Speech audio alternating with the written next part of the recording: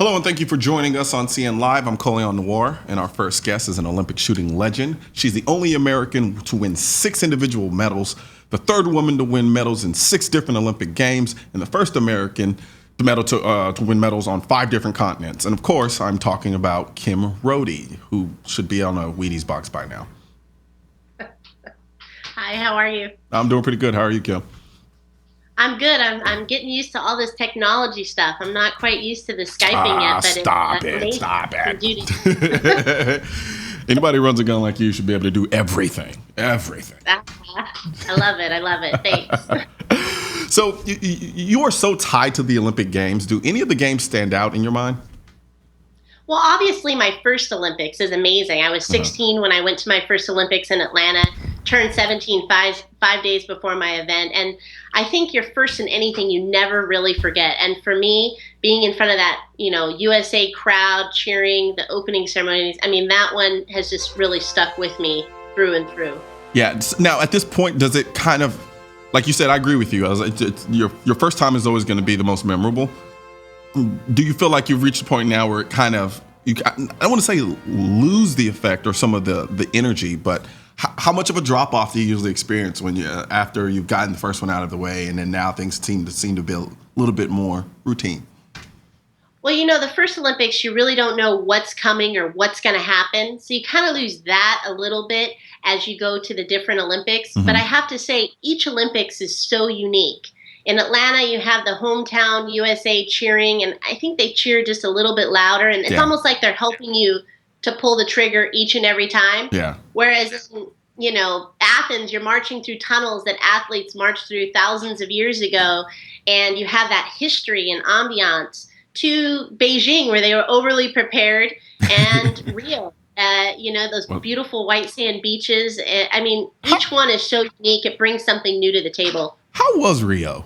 just out of curiosity.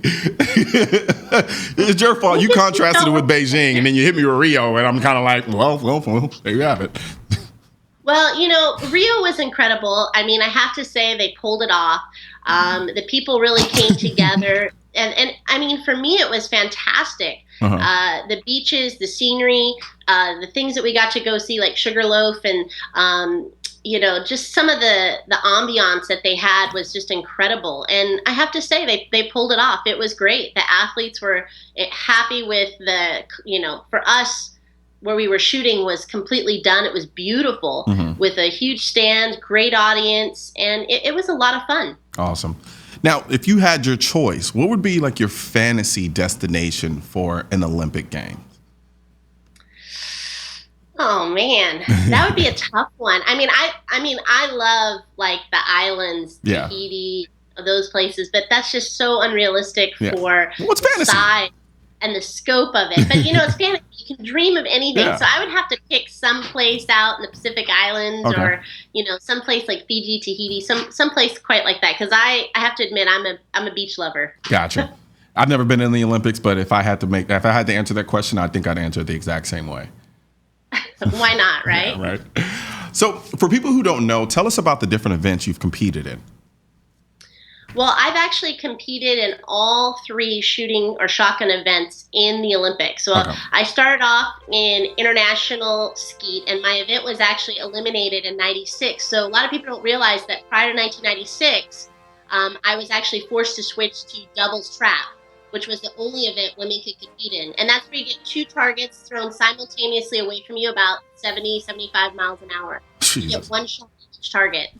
And then I went into back to international skeet when they eliminated doubles trap in 2004. And international skeet is very different from doubles. You basically start with the gun at your hip. When you call pull, the bird can come out the second you call pull, or up to 3 seconds, anywhere at random. And you get singles and doubles depending on which station you're on. And the targets actually cross in front of you. So very different. And then this last Olympics, I, just for the fun of it, shot bunker. So I've had the honor of competing in all 3 shotgun events. That is freaking amazing. I'm also looking at some of this footage of the way you shoot. I'm horrible at skeet, trap, or anything that involves shotguns and flying disc. I'm done. It's so automatic. It's like, is there any processing that's going on in your mind, or do you have it down? Is it's so natural for you now that you don't even really think about anything when you're shooting? Well, my training is a lot of drilling, a lot of repetition. We try to make shooting like walking. When you walk down the street, you don't think right, left, right, left. You just do it. So it allows me in that case not to think about whole points or leads or stances, but rather think about calming myself down, being in that moment and understanding what's happening with the wind and the lighting, and really trying to focus on hitting each of the targets or whatever may be presented in front of me. So it's a little bit different than, say, somebody who's just starting off. You have to think of those things in the beginning. Yeah. But after a certain point, you reach this point where you don't really think about the most basic things. You're focused more on yourself, your heart beating, and really what's happening out on the field or the game of play. Absolutely. Now, if you had to pick out your biggest weakness when it comes to shooting, what would be your biggest weakness and what would be your biggest strength? Oh, that's a good question. I would say my biggest strength would be, and look at the positive in this. I start with the strength first. I get that all the time from my teammates. My biggest strength would be my resilience. Yeah. Whether I win or lose, coming back again and again, never giving up, even if I'm way behind, and never have a chance at it. I'm still going strong as hard, giving it my all. So I'd say my resilience, as well as I'd say my weakness is probably, I would say, my focus. Yeah. For me, I tend to like to do a lot of things, and I get so busy and so many things going at once that I may or may not be totally focused on what's at hand or what's going on. I may be thinking of something else. Gotcha. Yeah. Don't tell anybody. So how did you first get involved in shooting to begin with? Well, shooting was something that was passed down generationally in my family. My grandfather was a houndsman, a big outdoorsman, along with my father. And my dad taught my mom and dad taught me. And I actually started in a local NRA junior program out at one of the local gun clubs. And I started shooting competitive rifle. I was actually doing 3P, which would be standing, kneeling, and prone in 22. And my parents, they had a thing at the club. Why don't you try skeet or trap or the moving targets? And I went out this one day and tried it, and I was hooked. And somebody said, why don't you try the club shoot and the state shoot? And it just kind of kept growing. Yeah. And before I knew it, I was going to the Olympics. That's freaking awesome. So so at what age exactly did you really start competing seriously? I would say I started competing when I was about 10. 10. And that was just at the local gun clubs, at the state and the world shoot. And that was an American skeet. And then from there, it just kind of progressed up. By the time I was 13, I had won the world in American skeet for open women. And that's when the Olympic coach saw me and invited me back to the Olympic Training Center. Okay. So for instance, I'm somebody who wants to become an Olympic skeet shooter. Like I want to challenge Kim. Like say there's a girl out there who I want to challenge. I want to go up against Kim someday. What's the typical path or journey for somebody to kind of get to that point? Is there like a summer league for skeet shooters or something? Well, there's several different ways. There's quite a few different programs that have kids funneling to the Olympic program.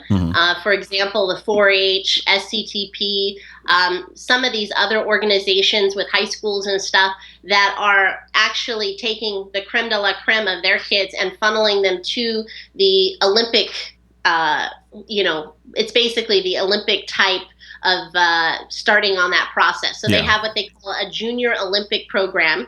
The kids will be invited to a camp usually, and then they'll shoot in a series of competitions or matches. And then depending upon where they place or how they do, they will be invited back or start the process. And it usually takes several years. You just never know. It depends on the talent. I've seen people go in and within 1 or 2 years, they're on the team or even the same year. It really depends upon the focus of the person and their talent and really where they're coming from. Gotcha. And this came to me also, wanted to ask you, is there one big upset in your career that stands out to you to this day that you think about? Or have you just been doing too much winning?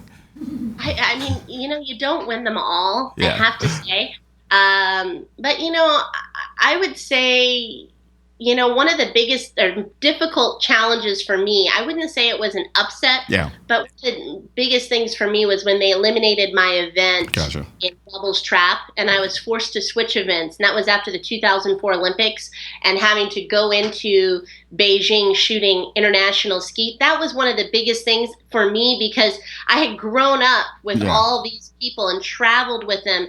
And now I was kind of being forced out of that event and forced into another that I didn't really know anybody. And I had to start over and start at the bottom and work your way up, which isn't always the easiest thing. So that for me was probably my biggest challenge. I wouldn't say it was an upset, but it's always hard to start over. Yeah. No, absolutely. If you don't mind me asking, why did they cancel that event though? Why did they eliminate it? It's all politics. Some people will say because there wasn't enough women competing in the event. Gotcha. Other people will say that it's because, the table or the round table of people are made up from all different cultures from all over the world, and we're just one vote on that. There was a lot of different reasons or speculations. I really don't know the true answer to that. I mean, as I always say, I'm just a competitor, and my job is to go out and shoot and bring home those medals for the USA. Which you've definitely been doing. So we're going to take a quick break, and when we come back, we're going to keep on talking with Kim.